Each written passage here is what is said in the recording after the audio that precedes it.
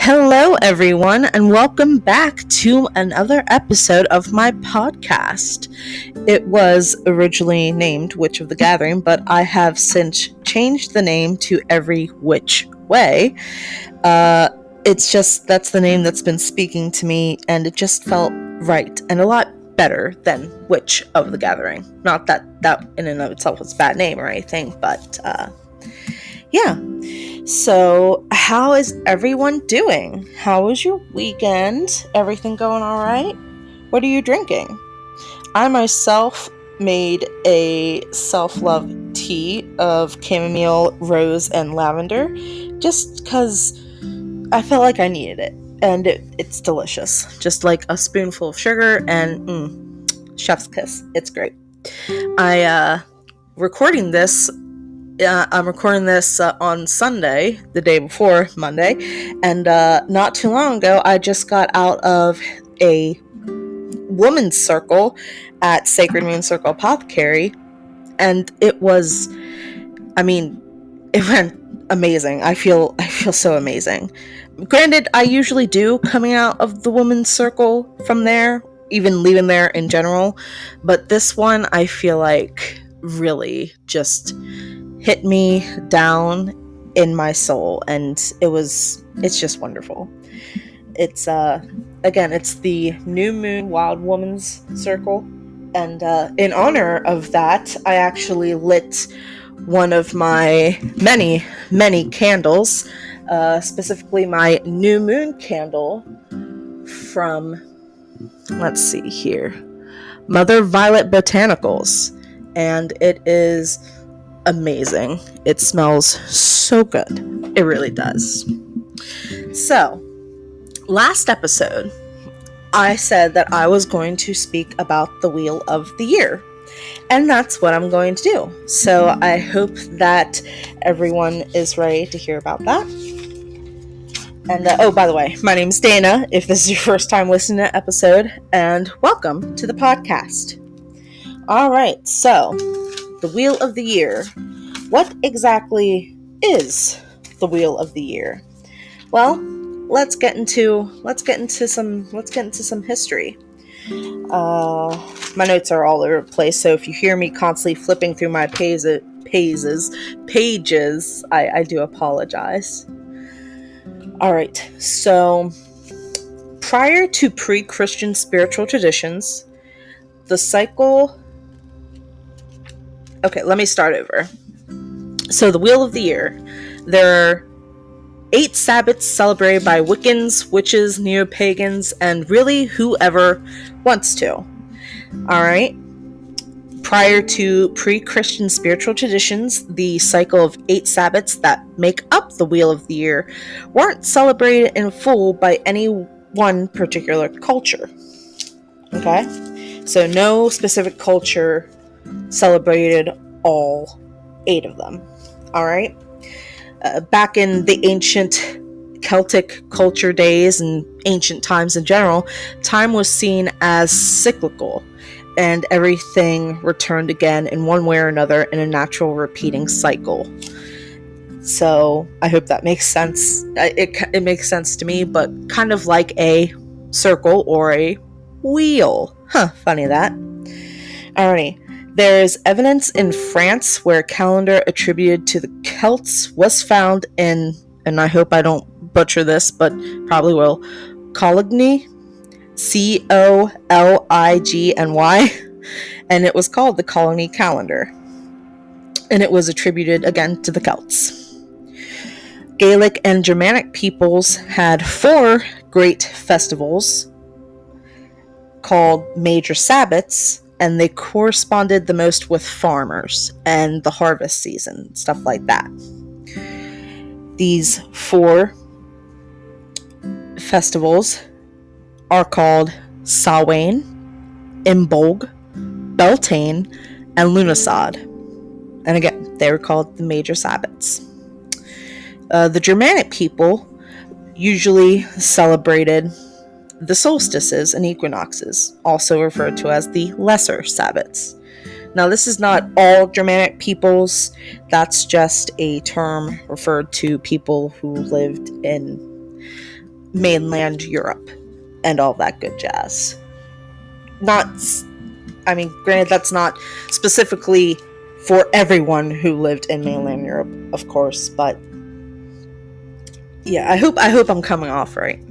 Sorry, I'm still a little, I guess, hyped from the circle, and I just have a lot of, I guess, manic energy running through my veins right now. It's making me jittery and just very excited. And I'm very excited to be talking about this because I love these festivals. I think they're wonderful and amazing.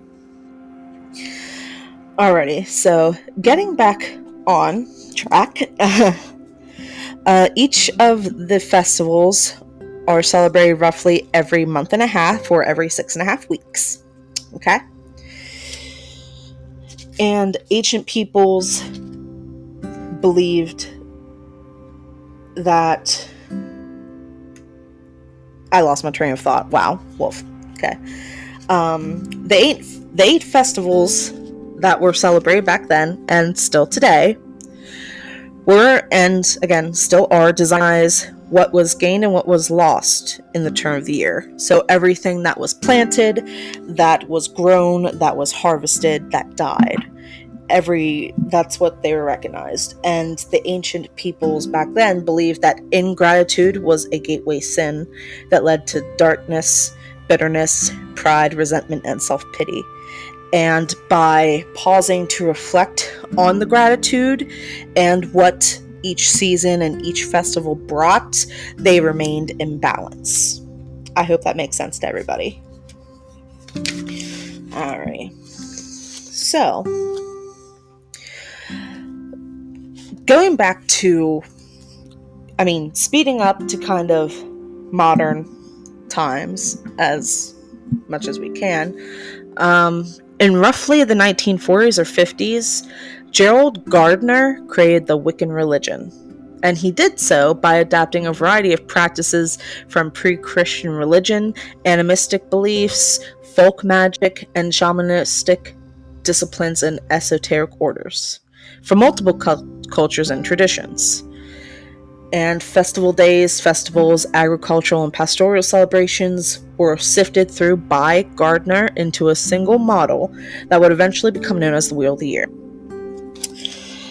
Some only observe half of the sabbats, either the quarters or cross quarters, and some reject it entirely in favor of the festival calendar their culture has.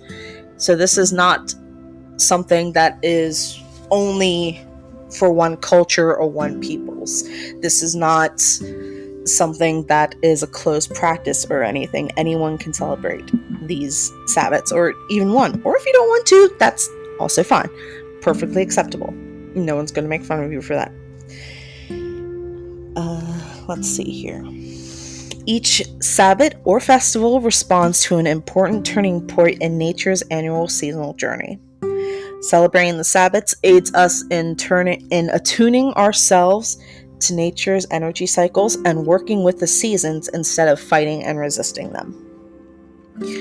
And the reason why it's called the Wheel of the Year, aside from ancient peoples seeing it as a circle or a cycle, is because when depicted, the 8 sabbats are spread out like spokes on a wheel, with the wheel, of course, being the whole year, and each spoke being each individual sabbat.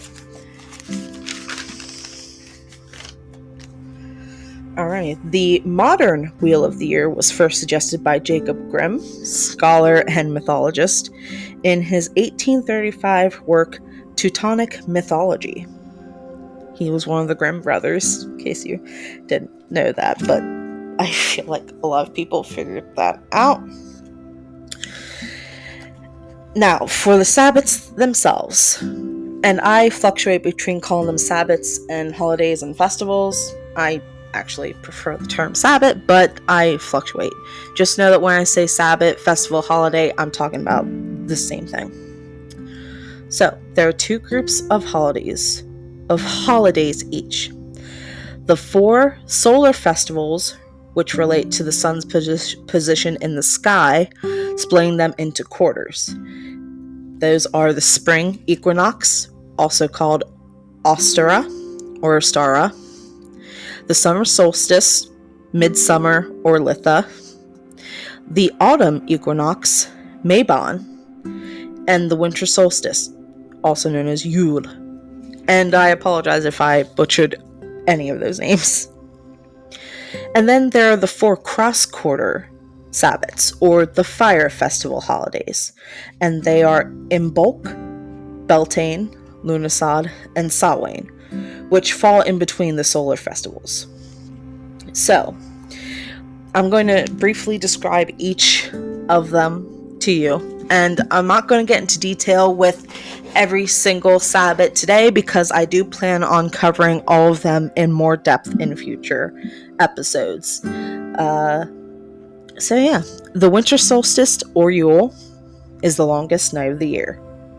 So, and Imbolc or Imbolg was the thawing. So whereas Yule is kind of a midpoint of winter, and again the longest night, Imbolc is more of when spring starts to slowly come, everything starts to warm up, the days grow longer, and the frost and the snow and the ice thaws. The spring equinox or Ostara is when day and night are of equal length. Beltane is considered the start of summer and usually the beginning of planting. Summer solstice or Litha or midsummer is the longest day. Lughnasadh or Lammas, also called Lammas, is the major harvest of the summer.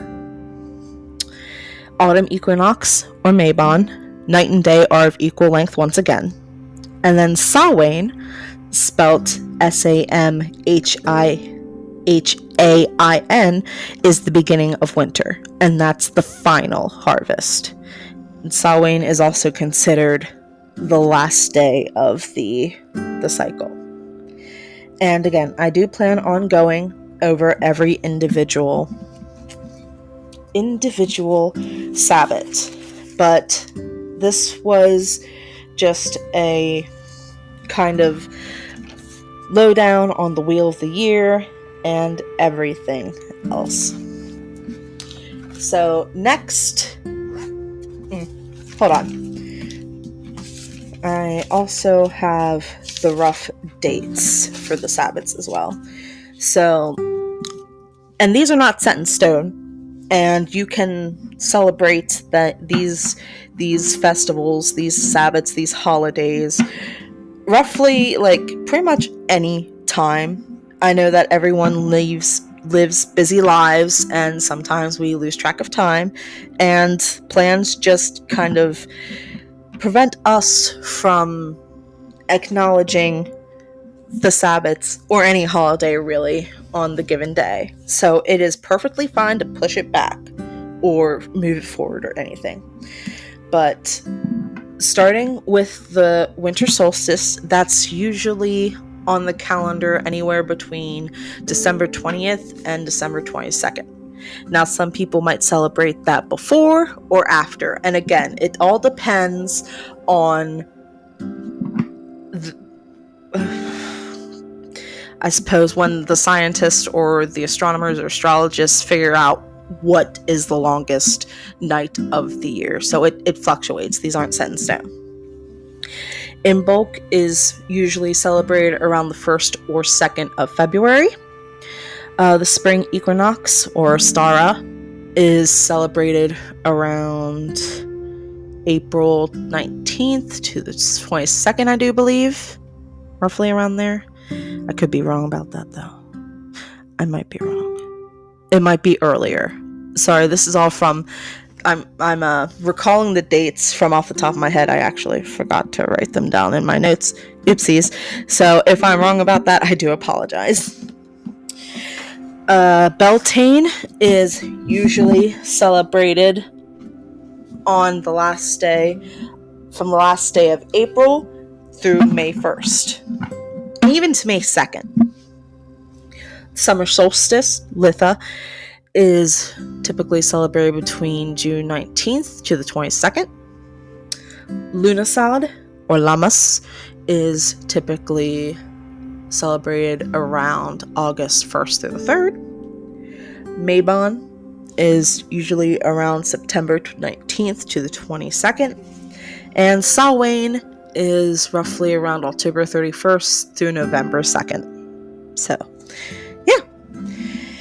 And there's a lot of different sources that you can look up the Wheel of the Year and each individual Sabbat.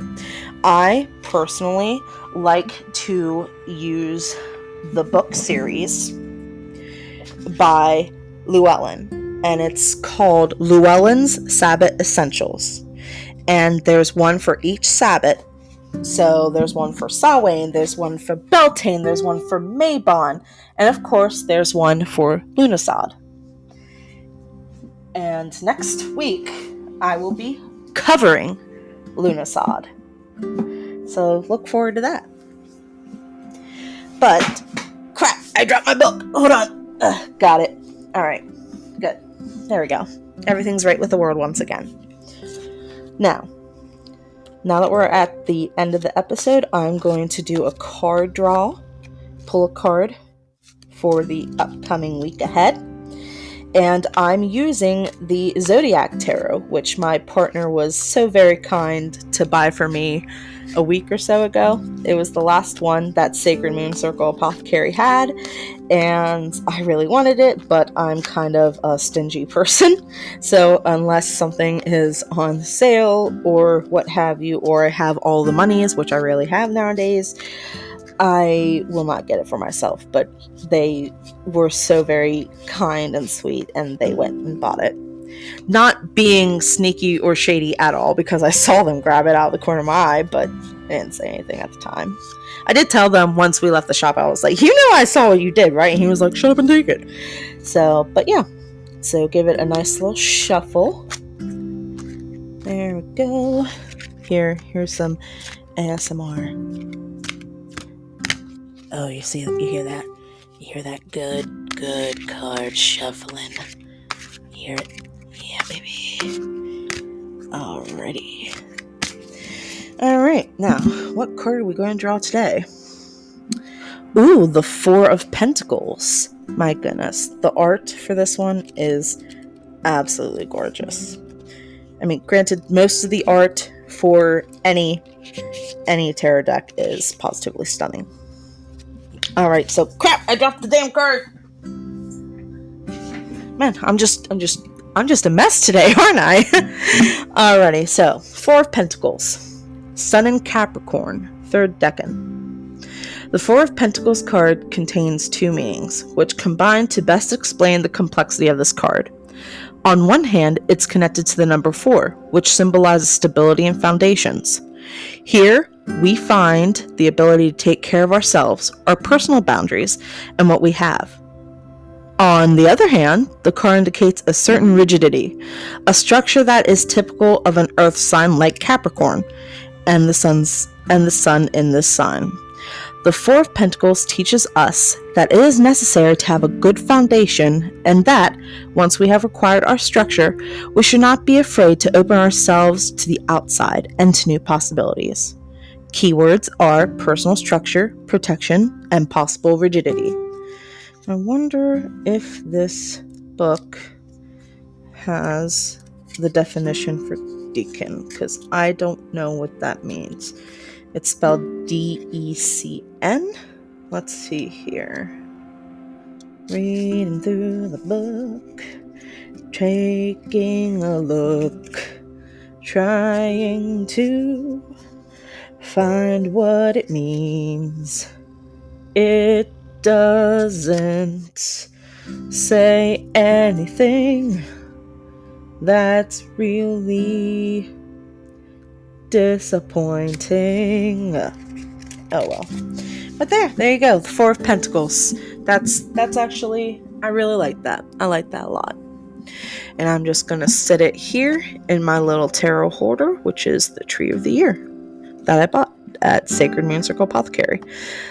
Seriously, if you're anywhere near South Central Pennsylvania, like the Gettysburg, Hanover area, I highly suggest going to that shop because it has wonderful energy. The owners there, they're wonderful people, and they're very knowledgeable. And yeah. So, anyway, that's all I have for you for this episode. Look forward next week to when I go in depth about Lunasod. And then the week after that, well, that's going to be a surprise for everyone. I hope that you all have a marvelously magical Monday and that you take care of yourselves this week. Do something nice for yourself. Take a minute or two and just find something that brings you, your soul, joy, and just soak that in, even if it's only for 30 seconds. I think in this world, we often forget that we need to take care of ourselves, and that's really sad. So yeah, have a wonderful week. I love you all. Till next time, this has been Dana from Every Which Way. Bye-bye.